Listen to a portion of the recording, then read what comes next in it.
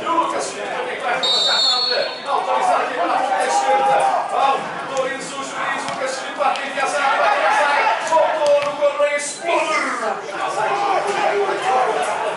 Chega perto. Calma, que você pediu. Calma aí, que você pediu. Ele passa aqui o Caio. Ele tocou na ponta canhota. O tricordiano chega.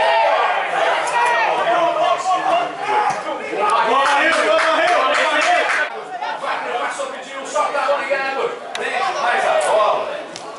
Prende mais a bola, Iago. Meu Deus do céu. Tem que soltar essa bola e jogar pro time. Mais uma chapa para ataque do Lucas Felipe. Entrada da grande área. Lucas Felipe tocou no Daniel.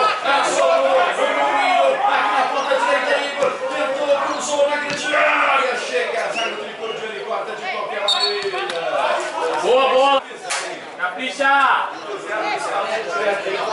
Tem três homens do tricordiano na parede do lance.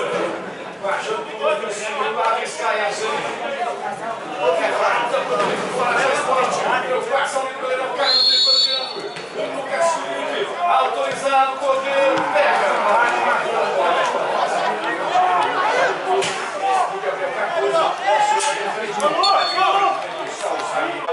Essa é 1-0. Cordeiro tá aqui no time, marca a pena, subiu.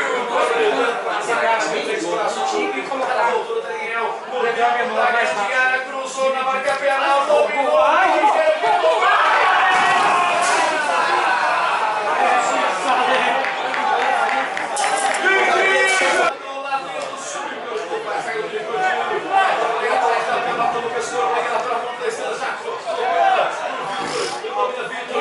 Passando o Lucas Correia, devolveu no Vitor, marcado por 2, tentou, cruzou na grande área, nas mãos. Boa!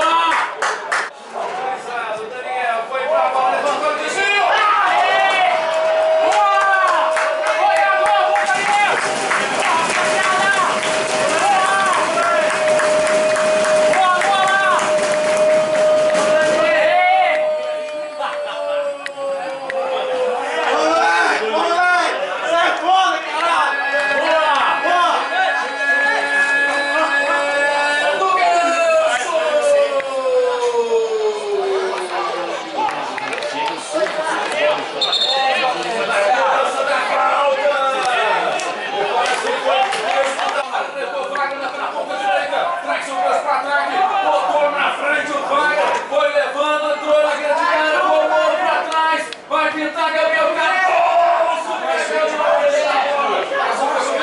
Aqui na esquerda, roubou pro Vitor, buscou